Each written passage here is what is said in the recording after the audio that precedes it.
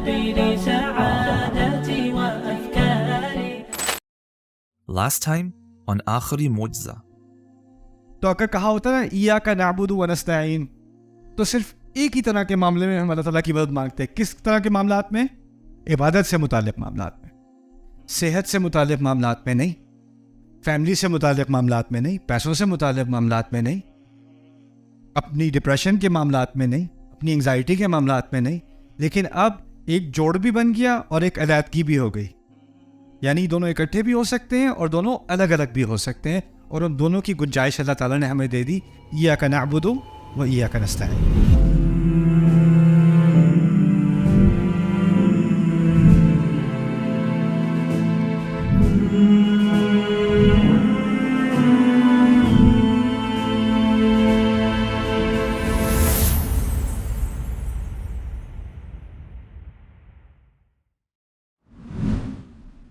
اہدنا الصراط المستقیم.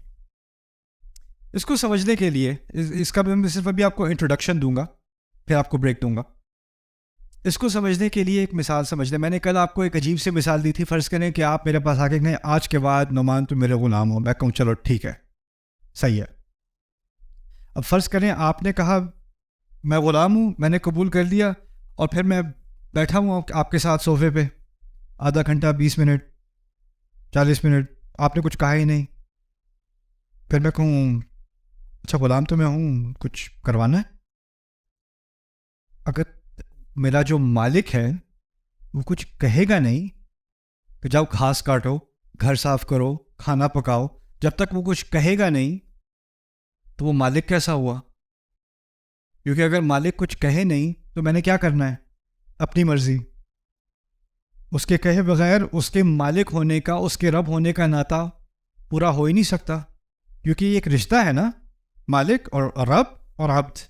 رب جب تک ہدایات نہیں دے گا، انسٹرکشن نہیں دے گا، احکام نہیں دے گا، کہے گا یہ کرو، یہ نہ کرو، یہ اس وقت کرو، یہ ایسے کرو، اس چیز کو سنو، اس چیز پہ غور کرو، جب تک وہ یہ نہیں دے گا تو پھر رب صرف کہنے کا ہو گیا.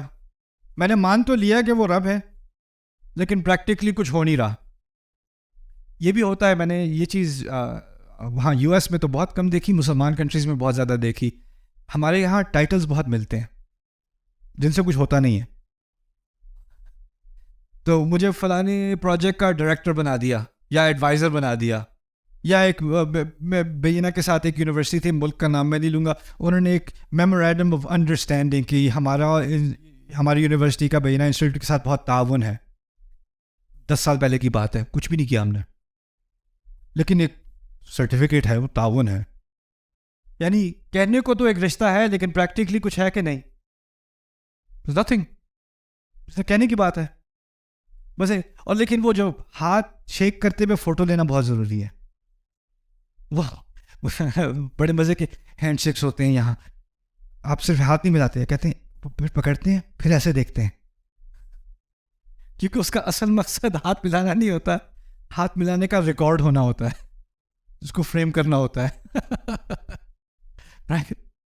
اللہ تعالیٰ نے اگر اپنے آپ کو رب کہا ہے تو رب ہونے کا تقاضا یہ ہے کہ وہ اپنے بندے کو بتائے. میرا بندہ ہونے کے ناطے تم کیا کرو گے؟ اگر وہ بتائے گا نہیں تو رب کس بات کا ہوا پھر وہ؟ تو کیونکہ ہم نے ابھی خود ہی کہا نا کہ ہم عبد بننے کو تیار ہیں. ایاک نعبد، ہم آپ کی مدد مانگ رہے ہیں. تو ہم نے پہلی مدد کیا مانگی؟ اہدنا، ہمیں ہدایت دیں، ہمیں بتائیں ہم کیا کریں. اچھا اب تو ہو گئے، لیکن ہمیں پتہ نہیں کرنا کیا ہے، کیسے کرنا ہے. اور اس اہدنا میں 2 پہلو آ گئے. دونوں ایاک نعبد سے بھی متعلق ہے، ایاک نستعین سے بھی متعلق ہے اہدنا. یعنی ہمیں ہدایت دیں کہ آپ کی مدد کیسے آئے گی، دوسرے درجے میں. اور پہلی بات، ہمیں ہدایت دیں ہم عبادت کیسے کریں، آپ کو خوش کیسے کریں. پرانے مذاہب میں پتہ کیا ہوتا تھا؟ جو بگڑی ہوئی شکل ہے اسلام کی، اسلام جب انبیاء لے کر آئے اور پھر آنے والی نسلیں اس کو بھول گئیں. خدا کو اگر خوش کرنا ہے نا تو اس کو کچھ نہ کچھ دینا پڑے گا. وہ ایسے ہی نہیں خوش ہو جاتا. کوئی نہ کوئی بکری ذبح کر کے اس کا خون ڈالنا پڑے گا، کوئی نہ کوئی چڑھاوا چڑھانا پڑے گا، کوئی خاص کھانا بنا کے اس کے سامنے رکھنا پڑے گا. آپ دیکھیں گے مندروں میں اور جگہوں پہ کیا ہوتا ہے, آپ وہ کھانا لے کر آتے ہیں اور وہ سامنے پیش کرتے ہیں, یہ جی میں نے آپ کے لیے چاکلیٹ کیک بنایا ہے, یہ میں نے رکھا ہوا ہے, اب بس آپ میری یہ منت پوری کر دیں. جب تک اس خدا کو کچھ دو گے نہیں وہ آپ کو کچھ نہیں دے گا. اور یہ تمام مذاہب میں, یہاں تک کہ کچھ مذاہب میں تو اتنا ایکسٹریم تھا کہ جنگ ہونے والی ہے اور ہم جیت نہیں سکتے جب تک فلانی جو دیوی ہے اس کی مدد نہیں آئے گی. اس دیوی کو خون کی ایک قربانی چاہیے, تو ہماری جو سب سے ینگ لڑکی ہے اس کو قربان کر کے پہاڑی سے پھینک دو, پھر اس دیوی کی مدد آئے گی. اپنی بچیوں کو وہ ذبح کر دیتے اس خدا کی مدد لینے کے لیے. کیوں؟ کیونکہ ان کا خدا کے ساتھ رشتہ اور خداؤں کے ساتھ اور دیویوں اور دیوتاؤں کے ساتھ جو رشتہ تھا نا, وہ تھا ایک تجارتی رشتہ, ٹرانزیکشنل. ہم کچھ دیں گے پھر وہ کچھ ہمیں دے گا. فاتحہ میں شروع سے ہی اللہ تعالیٰ نے ہم سے کچھ مانگا؟ پہلے اپنی نعمتیں بتائیں. الحمدللہ رب العالمین. ہم نے کچھ کیا کہ اس نے کیا ہے؟ اس نے حمد کی مستحق چیزیں کی ہیں خود. پھر اس کے بعد الرحمن الرحیم. ہم نے کچھ کیا ہے بھی کہ وہی کر رہا ہے, وہی کر رہا ہے. یعنی شروع سے ہی ہمارے کیے بغیر ہمیں دیا جا رہا ہے, دیا جا رہا ہے, دیا جا رہا ہے, دیا جا رہا ہے. اب ہمیں کچھ شرم آئی, ہم نے کہا میرے رب ہم کیا کریں, آپ نے اتنا کچھ کر دیا, اب ہم سے بھی تو کچھ کروا لیں. ہمارے نام کیا خدمت ہے, اور وہ کیا ہے, اہدنا. اہدنا, ہمیں کچھ تو کہہ دیں. آپ مجھے یہ بتائیں, ہم جتنا بھی کر دیں اللہ تعالیٰ جو ہمارے لیے کرتے ہیں اس کا مقابلہ کیا جا سکتا ہے؟ نہ. تو یہ اہدنا میں بھی جو اللہ تعالیٰ جو ہم ہدایت مانگ رہے ہیں نا, وہ اصل میں اللہ تعالیٰ کو پہچاننے کے بعد کم از کم ہمارے رب ہم اس بات کا اعتراف کرتے ہیں کہ ہم آپ کا کبھی حق تو ادا کر نہیں سکتے, لیکن اگر کوئی چھوٹی موٹی ایسی چیز ہے جو ہم اگر پوری کر دیں تو آپ ہم سے راضی ہو جائیں, آپ ہماری عبادت قبول کر لیں, تو وہ بتا دیں وہ کیا ہوگی. یہ ہے اہدنا.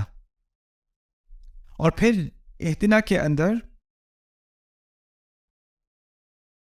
اگر کہا ہوتا مجھے ہدایت دے دیں, اہدنی اہدنی الصراط المستقیم, لیکن ہم نے اہدنی نہیں کہا. کیا کہا ہے؟ اہدنا. اچھا, شروع میں جب حمد کی تھی نا, جب میں اللہ کی حمد کرتا ہوں دل سے, تو میں آپ کے بارے میں نہیں سوچ رہا ہوتا. کس کے بارے میں سوچ رہا ہوتا ہوں؟ اپنے بارے میں. جب میں اللہ کے بارے میں کہتا ہوں الرحمن الرحیم, اللہ کی جو محبت ہے اس کا میرے لیے خیال ہے, کس کے بارے میں سوچ رہا ہوتا ہوں؟ اپنے بارے میں. انفرادی بات ہے.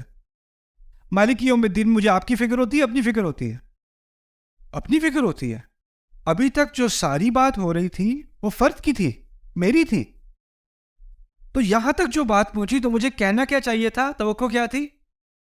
مجھے ہدایت دیں. ابھی تو ہر بات کا اشارہ میری طرف واپس جا رہا ہے. میں عبد ہوں, لیکن عبادت کی اور ہدایت کی جو طلب ہم نے کی ہے وہ اکٹھے کی ہے. اس میں بھی ایک بات کی طرف اشارہ ہے کہ یہ ہدایت اکیلا انسان نہیں کر سکتا. اکیلے انسان کے لیے بہت مشکل ہے, اس کو سپورٹ کی ضرورت ہے, اس کو کسی نہ کسی کا سہارا چاہیے. ہمیں اکٹھے ہدایت دیں. اور اس میں ایک خود غرضی سے بھی نکال دیا ہمیں, یا اللہ مجھے ہدایت دے باقی بھاڑ میں جائیں, بس میں اور تو. نہیں. اس میں اللہ تعالیٰ نے ہمیں ایک دوسرے کی فکر کرنا بھی سکھائی. اگر میرے رب میں اتنی رحمت ہے, اتنی محبت ہے, اتنا خیال ہے, اور اس نے مجھے بنایا ہے, تو میرے اندر بھی اس کی کچھ جھلک تو آئے گی نا, کہ مجھے بھی کسی اور کا خیال ہے, مجھے کسی اور سے بھی محبت ہے. اور جو چیز میں اپنے لیے اتنی بری طرح چاہتا ہوں, میں صرف اپنے لیے نہیں چاہتا, میں سب کے لیے چاہتا ہوں. یہ آخری جو تأمل ہے, اس کے بعد میں آپ کو بریک دینے لگا ہوں, ذرا سوچنا ہے اس کے بارے میں. اگر اس کا مفہوم آپ واقعی سمجھے ہیں, مجھے ہدایت دینی کہا, ہمیں ہدایت دیں کہا ہے, اگر اس کو واقعی ہم سمجھتے ہیں, اس کا مطلب پتہ ہے کیا ہے؟ مجھے اوروں کے لیے کیا چیز چاہیے؟ جو ہدایت مجھے اپنے لیے چاہیے, وہی ہدایت مجھے اس کے لیے چاہیے. اور جس نرمی سے اور جس نرم دل سے میں اللہ تعالیٰ سے ہدایت مانگتا ہوں نا, اسی نرمی سے مجھے کسی اور کے لیے بھی ہدایت چاہیے. تو جب آپ کسی کو بڑی نفرت سے ہدایت دینے کی کوشش کرتے ہیں, جب آپ یہ لوگ تو جہنمی, ان کو دیکھو کافر ہیں, یہ کافر, یہ فلانے ایسے ہیں، یہ فلانے مشرک ہیں، یہ فلانے جس جو الفاظ آپ استعمال کر رہے ہیں یہ اہتنا کی روح سے صحیح ہے کہ نہیں؟ اگر واقعی اتنا سمجھے ہو اور کوئی بہت ہی غلط راستے پر ہے، بہت ہی غلط راستے پر ہے، اس فاتحہ کے پڑھنے میں آپ نے اس کے خلاف دعا کی ہے کہ اس کے لیے دعا کی ہے؟ اس کے لیے دعا کی ہے، اس کے لیے، اور جس جذبے سے اپنے لیے دعا کی ہے اسی جذبے سے اس کے لیے دعا کی ہے. یہ نہیں کہا اللہ مجھے ہدایت دے اور ان کو بھی دے پھر بھی ہاں چلے ان کو بھی تھوڑی بہت. ایک دن ہم سب کو اکٹھے ایک جیسے، جو میں اپنے لیے چاہ رہا ہوں اور جس طریقے سے اپنے لیے چاہ رہا ہوں اسی طریقے سے کسی اور کے لیے بھی چاہ رہا ہوں. ہمارا آج کل کیونکہ اب سوشل میڈیا کا دور ہے اور ایسا دور انسانیت پہ گزر رہا ہے کہ ہم ایک دوسرے کے افکار کو، ایک دوسرے کی باتوں کو اب دنیا کے ہر کونے میں اس طرح سن سکتے ہیں جیسے پہلے کبھی نہیں سن سکتے تھے. اسی طرح اسلام اور اسلام سے متعلق جو بات چیت ہو رہی ہے وہ اب جس لیول پر ہو رہی ہے اور جتنی زیادہ ہو رہی ہے پہلے کبھی نہیں ہو سکتی تھی. رائٹ؟ ہر طرح کے لوگ ہر طرح کی بات اسلام کے بارے میں بھی کر رہے ہیں، آپ کو معلوم ہے. لیکن ایک جائزہ میرا کیا ہے کہ اکثریت بات جو اسلام کے بارے میں ہم کرتے ہیں نا، وہ ہم کسی اور کی تنقید کرتے ہیں. اکثریت یہ غلط اس لیے ہے، فلانا غلط اس لیے ہے، اس کی بات اس لیے نہیں سنو، اس کو اس طرح غلط ثابت کروں گا، اس کی اس طرح دھجیاں اڑاؤں گا. اور پھر وہ جواب میں کیا کہتا ہے؟ اچھا میں غلط ہوں، میری ویڈیو دیکھنا کہ تم کتنے غلط ہو. اور وہ ایک دوسرے کی غلطیاں، اور یہ دونوں پھر غلط ویڈیو، ایک دوسرے کی غلطیاں ویڈیو ریلیز کرنے کے بعد پھر نماز کا ٹائم ہوتا ہے اور دونوں اکٹھے کھڑے ہو کے کہتے ہیں اپنے اپنے گھروں میں اہدنا الصراط المستقیم. حیات کا مذاق نہیں بنا لیا ہم نے؟ اور یہ کوئی بہت گہری تعلیم ہے جو بہت قرآن پڑھنے کے بعد کئی سالوں بعد جا کے سمجھ میں آئے گی. تو پہلے صفحے پر ہے یار. یہ تو جب آپ نے اسلام قبول کیا تھا تب سے آپ کے ذہن میں یہ بات آنی چاہیے تھی کہ مجھے باقی انسانیت کی فکر ہے، مجھے ان کو غلط ثابت نہیں کرنا، مجھے ان کے لیے بھلائی چاہیے. اور جو رحمت مجھے اللہ دے رہا ہے اسی رحمت کا تقاضا ہے کہ میں لوگوں کے ساتھ بھی رحم سے، محبت سے، اخلاص سے، خلوص سے بات کروں. اور اگر بنا واقعی کسی کے ساتھ اختلاف ہے مجھے کیا کرنا چاہیے؟ میں سمجھتا ہوں کہ وہ بہت بڑی گمراہی میں پڑ کے ہے. مجھے فکر ہے، کیا کروں؟ ویڈیو بناؤں اس کے بارے میں. اگر آپ کو کسی کی فکر ہو، اپنے کزن کی فکر ہو کہ وہ کسی غلط راستے پہ چڑھ گیا تو آپ اس کی ویڈیو بناؤ گے کزن کی. میرا کزن جو ہے وہ مجھے لگ رہا تھا کہ وہ شراب پینا شروع کر دی ہے اس نے، تو مجھے اس کی بہت فکر ہے اور اس لیے میں یہ ویڈیو بنا رہا ہوں اور امید ہے کہ وہ ہدایت کے راستے پر آ جائے گا. اپلوڈ. یا آپ نے اس کے ساتھ محبت کی ہے یا اس کے ساتھ نفرت کی ہے؟ یہ نفرت نہیں ہے. اگر واقعی اس کی فکر ہے تو کیا کرتے؟ اس کے گھر جاتے، اسے گلے لگاتے، اسے ساتھ بٹھاتے، اسے کہتے میرے بھائی ہو تم، کیا کر رہے ہو؟ نہیں کرو ایسے. کب شروع ہوا یہ؟ اب میں تمہاری مدد کرتا ہوں، اب میں تمہیں ریہیبلیٹیشن سینٹر لے کے جاتا ہوں، کسی سے بات نہیں کروں گا، یہ تمہارے میرے درمیان ہے. اور یہ کس چیز کا تقاضا ہے؟ محبت کا. ایک طرف تو خطبہ ہو رہا ہے انما المؤمنون اخوۃ، سارے مومن آپس میں بھائی بھائی ہیں، اور دوسری طرف اپنے بھائی کے اوپر ویڈیو بن رہی ہے. بھائی سے بات کبھی کی ہے؟ نہیں. اور پھر دوسری بات بھی کرو گے نا، اور کوئی کہے کہ نہیں میں اس سے خود بات کروں گا، ان لوگ کامنٹ میں بھی لکھتے ہیں آپ اس سے خود ہی بات کریں. ہاں میں کروں گا بات اس سے. وہ بات کرو، بات کو ریکارڈ کر کے اس کی ویڈیو بنا کے کرو. دس از اہدنا ناؤ. یہ نیا اہدنا ہے. ایاک نعبد و ایاک نستعین اہدنا. اگر میں تو کہتا ہوں اگر مسلمان فاتحہ پہ غور کر لینا تو امت کی شکل بدل جائے، ہمارا پورا ڈسکورس بدل جائے، کس قسم کا ہم مواد تیار کرتے ہیں، کیسے ہم بات کرتے ہیں، ہمارا اسلوب کیا ہوتا ہے، ہمارا ایٹیٹیوڈ کیا ہوتا ہے، سارا کا سارا بدل جائے. اور ابھی ہم اس آیت میں داخل نہیں ہوئے، صرف اس کا میں تعلق دکھانا چاہ رہا تھا پچھلی باتوں سے. اور اس میں سب سے بڑی بات یہ ہے کہ کیونکہ ہم نے اللہ سے دعویٰ کیا نا کہ ہم عبادت کرنے کو تیار ہیں اور ہم مدد چاہ رہے ہیں، تو کیسی مدد ہو اور کیسی عبادت کرنی ہو اس کے لیے یا اللہ تعالیٰ ہم سب کو اکٹھے اپنی ہدایت دیں. اوکے، 2 سوال تھے، اس میں سے ایک مجھے یاد آ رہا ہے عبادت کے بارے میں، عبادت کے کانسیپٹ کے بارے میں، ایاک نعبد، کیونکہ آپ سب کو علم ہوگا کہ جو ہدایت ہم نے مانگی ہے اس صورت میں، اس کا جواب باقی قرآن ہے. یعنی اس کے جواب میں اللہ تعالیٰ نے ہمیں یہ پوری کتاب دی ہے. تو اس کا مطلب یہ ہوگا کہ عبادت، اس کی تمام تعلیمات کو عبادت ہی سمجھا جائے گا. اور اس کی تعلیمات میں نماز شامل ہے، اس میں کوئی شک نہیں. زکوٰۃ شامل ہے، اس میں کوئی شک نہیں. روزہ شامل ہے، حج شامل ہے. لیکن اس کی تعلیمات میں تدبر بھی شامل ہے، اس کی تعلیمات میں سوچنا بھی شامل ہے، سیکھنا بھی شامل ہے. اس کی تعلیمات میں غور کرنا، تاریخ کے بارے میں سیکھنا، اس کی تعلیمات میں جذبات کو سمجھنا، مختلف جذبات کو سمجھنا، رسول صلی اللہ علیہ وسلم جس مشکل سے گزرے اس پر غور کرنا. یعنی عبادت کا کانسیپٹ ایک بہت بڑا کانسیپٹ ہے، اور اس میں کچھ چیزیں ہیں جو بہت واضح ہوتی ہیں، جیسے نماز، روزہ، زکوٰۃ وغیرہ. لیکن اس قرآن نے اس کانسیپٹ کو بہت بڑا بنا دیا. لوگ عام طور پہ کہتے ہیں آپ کو قرآن ہمیشہ عمل میں لانا چاہیے، ایک ایک آیت کو آپ عمل میں لائیں. میرا سوال یہ، آپ الف لام میم کو عمل میں کیسے لائیں گے؟ ذالک الکتاب لا ریب فیہ عمل میں کیسے لائیں گے؟ عمل میں لانے کی وہ آیات ہیں جن میں عمل کا مطالبہ ہے، اور آیات میں تدبر کا مطالبہ ہے، سوچنے کا مطالبہ ہے، دل کے لرزنے کا مطالبہ ہے، مختلف قسم کے مطالبے ہیں. ہر مطالبہ عمل نہیں ہے. عمل تو ایک پہلو ہے عبادت کا، لیکن عبادت کے اور بہت سارے پہلو بھی ہیں. اور کیونکہ باقی مذاہب میں ان سب کو الگ الگ کر دیا گیا، فلسفی اور ہو گئے، اور عبادت کرنے والے اور ہو گئے، اور احکام پہ زور کرنے والے اور ہو گئے، اور جو ہے روحانیت کو سمجھنے والے اور ہو گئے. انہوں نے اپنے اپنے ڈپارٹمنٹ کھول لیے. قرآن نے کیا کیا؟ ان تمام چیزوں کو ہمیشہ اکٹھا رکھا اور ایک کو دوسرے سے الگ نہیں ہونے دیا. اور یہی اصل عبادت ہے. اصل عبادت یہ ہے. اور یہ کانسیپٹ عبادت کا کمزور ہوتا چلا جاتا ہے جب ہم اللہ تعالیٰ کے کلام سے دور ہوتے چلے جاتے ہیں. جتنا آپ اس پہ غور کرو گے آپ کا کانسیپٹ خراب نہیں ہوگا، جتنا اس سے دور ہوتے چلے جاؤ گے عبادت کے کانسیپٹ میں کمزوری اور کمی آتی چلی جائے گی، یہاں تک کہ اس مقام تک پہنچ جائیں گے کہ ہم کہیں گے، کسی کے بارے میں کہیں گے عبادت کر رہا ہے، اس کا مطلب یہ نماز پڑھ رہا ہے. لیکن اگر وہ کمائی کر رہا ہے اپنی فیملی کے لیے تو یہ نہیں کہیں گے عبادت کر رہا ہے. رائٹ؟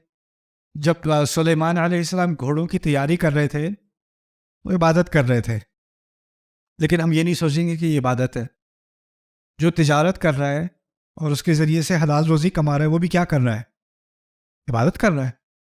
وہ عبادت کر رہا ہے. تو اس کا ایک جو جامع تصور ہے نا، اس کو اپنے سامنے رکھنے کی بہت ضرورت ہے. خیر، تو یہ ایک بات تھی. دوسری بات تھی مضارع کے بارے میں کہ ایاک نعبد میں یہ نہیں کہا ایاک عبدنا و ایاک استعنا.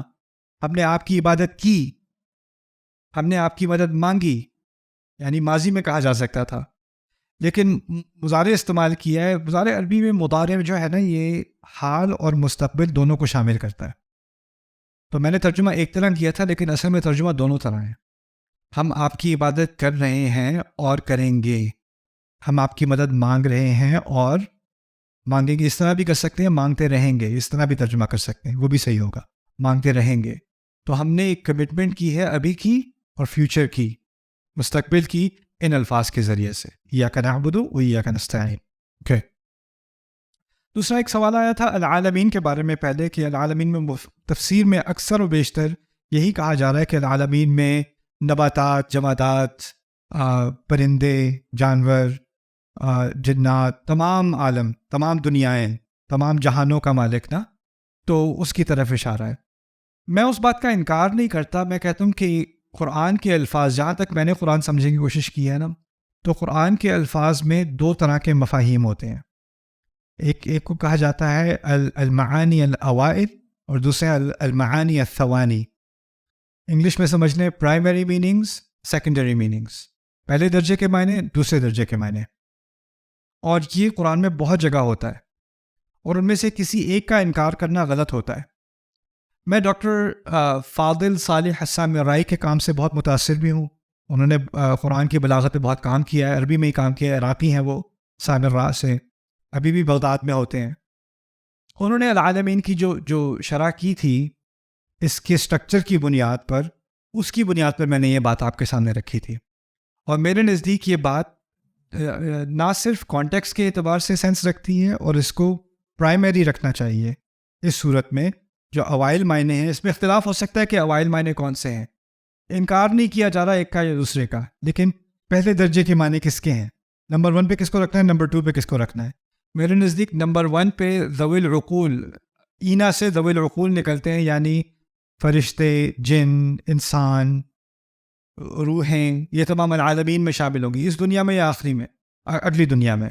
لیکن کیونکہ اس صورت کا اصل مقصد انسانیت سے خطاب ہے، اور اس کا اصل مقصد ہدایت ہے ہمارے لیے، اس لیے پہلی پریفرنس میننگ کی اس معنی کو دینی چاہیے جو اس کے ساتھ فٹ کرتی ہے. تو سیاق سے پتہ چلتا ہے کہ کون سے معنی کو پہلے درجے پہ رکھنا چاہیے. ٹھیک ہے، خیر. Subscribe now to the Bayyinah YouTube channel to watch the rest of this series and more great content from Ustad Nu'man Ali Khan. Coming up next time on Akhari Mojza. جس طریقے سے انسان مانگتا ہے نا، اس سے پتہ چل جاتا ہے اس کو کس کی کتنی ضرورت ہے. آپ کے بچے آپ کے پاس آ کے کہتے ہیں مجھے 500 چاہیے، مجھے 1000 روپے چاہیے. جس طریقے سے مانگ رہا ہے، دینے کا دل نہیں جاتا. پھر آپ بچے کو تمیز سکھاتے ہیں کہ پوچھا کہ تمیز سے پوچھا جاتا ہے، ادب سے پوچھا جاتا ہے، اور پھر آپ نماز پہ کھڑے ہو کہتے ہیں اللہ اکبر. اس کو تو تمیز سکھا دی کہ مجھ سے کیسے پوچھتے ہیں، اور جس طریقے سے ہم اللہ سے پوچھتے ہیں اہدنا الصراط المستقیم.